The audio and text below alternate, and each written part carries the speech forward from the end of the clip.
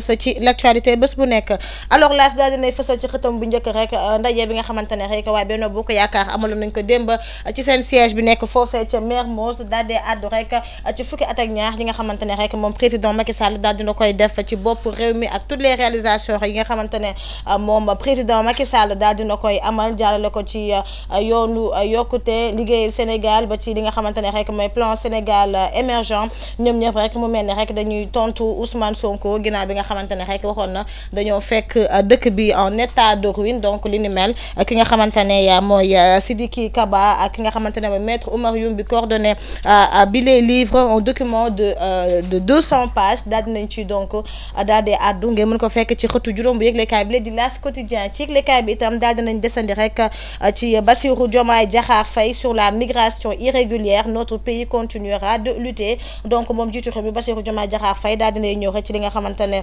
mooy wàllub lii nii donc di immigration clandestine ñuy jël gaal gi dem foofee ca Tugal démb nga xamante ne mi ngi doon dalal foofee ca palais de la République premier ministre bu Espagne di Pedro Sanchez di ko xamal ne rek dinañ daal di wëyal liggéey bi ngir xeex immigration bi donc fii nii ci mim réew wante aussi gën a nouer les partenariats entre ñaari dëkk yooyee donc mu nekk ay kàddu kii nii di Bassirou Diomaye Diakhar Faye la siglekaay à sa page 4 di ngeen ci fekk lu ñeel wàllub dissolution HCCT ak CSE di ñaari bànqaas yi nga xamante ne rek moom jiitu réew mi daal dina teg ab décret ngir ñu daal di koy dissoudre Amadou Mame Diop pose l'acte 1 donc ëllëg incha allah ci samedi bi rek lañ nara daal di amal li nga xamante ne rek mooy réunion avec la commission des lois ngir rek daal di addu ci li ni mel la siglekaay itam daal dinay ñëw rek ci jéeya bi am foofee ca Guédiawaye benn agresseur moo rek daal di dugg ci benn kër daal di koy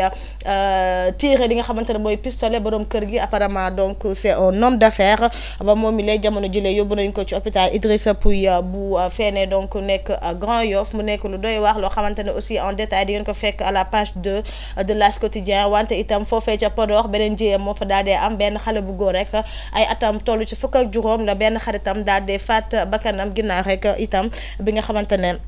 ab xuloo mu daal di dox seen diggante ba moom li rek mu daal di jël paaka daal di ko koy jam ba moom itam mu daal di si ñàkk bakkanam mu nekk lu doy wax aussi di ngeen ko fekk ci yëglekaay yu L'As Quotidien ñu noppee ci L'As ñu dem si beneen yëglekaay boo xamante ne rek daal dinay desandi ci bilan bi nga xamante ne daal nañ koy présenté foofee ca siège yu président Macky Sall 12 ans à la tête du Sénégal Benno Bokk Yaakaar se glorifie dans bilan historique donc ñoom mi nga rafetlu bu baax en tout cas Diego wala plutôt toutes les réalisations nga xamante ne moom président Sall daal na koy amal fii nii ci mim réew les multiples réalisations dans les secteurs vitaux passés au crible maanaam lépp loo xamante ne rek moom président daal dina koy teg ci mim réew ñoom daal dinañ koy waxaat l'absence de Amadou Ba une confirmation du divorce ci boobee ndaje ñu nemmeeku ki nga xamante ne moo nekkoon deuxième ci élection présidentielle bi lee di Amadou Ba teeweewul bi la jotaay lan moo ko daal dee waxal est-ce que day confirmer qu'il y a divorce entre moom ak Benno Bokk Yaakaar Sidiki Kaba dernier premier ministre leader par intérim donc mu ngoo kii ni di Sidiki Kaba aussi nemmeekoon nañ mi ngi foofee en tout cas ci boobee ndaje bu waa Benno Bokk Yaakaar ñu dem si beneen yëglekaay ginnaaw l'évidence ñu dem ci yëglekaay bi lee nga xamante ne rek donc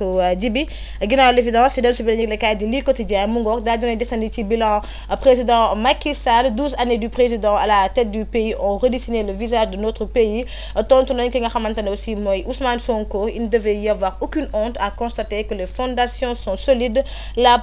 parole populiste ne saurait ternir le legs du président Macky Sall maanaam kàddu yi nga xamante ne yëkkati na ko rek du tee ñu daal di saltel li nga xamante ne rek mooy li fi président Macky Sall daal di bàyyi Abdoulaye Diouf Sarr moom nee na la croissance générée par le PSE n'est pas une croissance tirée par les flux spéculatifs et virtuels donc mu nekk ay kàddu ki nga xamante ne rek mooy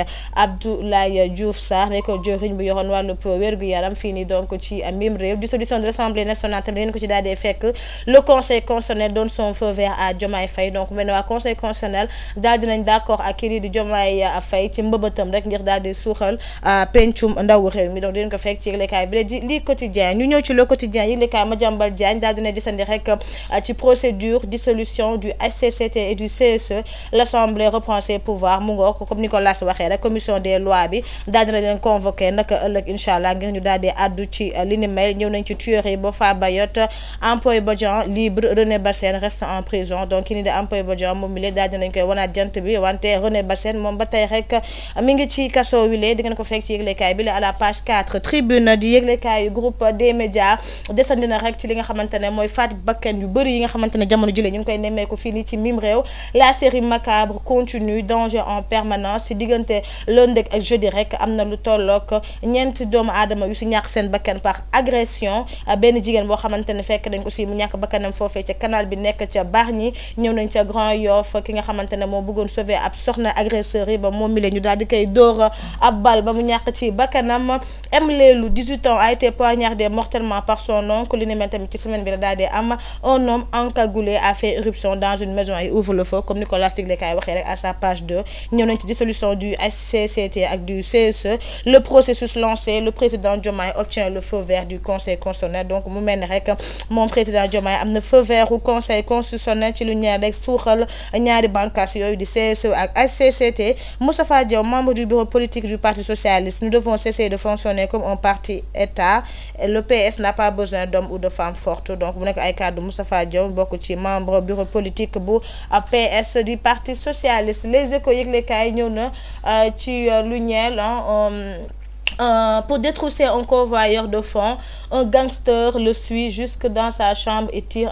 à bout portant sur lui donc mu ngoog rek li nga xamante ne moom la ñu wax tout à l'heure ki nga xamante ne benn bandit moo ko fekk ci këram daal di faat bakkanam il atteint au thorax et au flanc devant sa femme les voisins alertés le brigand tire un coup de sommation et s'évapore dans la nature plus de peur que de mal la balle retirée le pronostic vital de Diallo n'est pas engagé donc mu mel ne rek beneen jiyee la da doon sàcc en tout cas li nga xamante ne mooy wàllub koppar daal di tiré ab waay ci kanam soxnaam alors li ne mel heureusement ba moom mi la rek ñàkku ci bakkan wante doy na wax dañ ko fekk ci yëglekaay bi à la page 3 ñëwaat nañ ci bilan Macky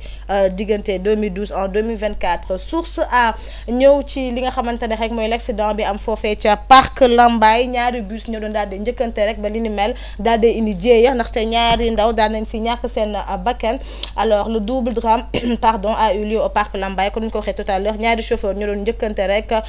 qui ont mortellement tué buté Matar Thian et Ousmane Seck ñoom ñaar donc lañ daal di faat seen bakkan ci seen moto doon jugee foofee donc ca Seras l'un des bus immatriculé DK 4198 AB a été abandonné sur place donc benn ci ay bus dañ ko rek abandonné foofee ca bërëb bi les dissolution de l'Assemblée nationale le dilemme de Pastef en tout cas ban taxawaay lay taxawee wala plutôt en tout cas y a un dilemme face donc au Pastef beaucoup pensent qu'il faudrait atteindre au moins le vote du budget de 2025 doit être effectif alors daal nañ ci àddu en détail di ngeen ko fekk ci yëglekaay bi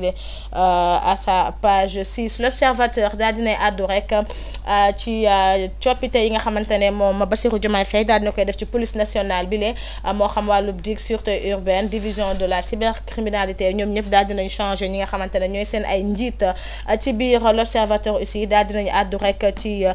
guddi bu njëkk bi nga xamante ne moom Nabou Leye daal dina koy fanaan foofee ca kaso les premiers instants de Nabou Leye en prison apparemment mi ngi ci chambre 5 la petite déprime les appels téléphoniques l'assistance sociale la consolation de ses co-détenus ñi nga xamante ne ñoom la bokkal cellule donc à la page 6 du journal du groupe Futurs Médias di l'observateur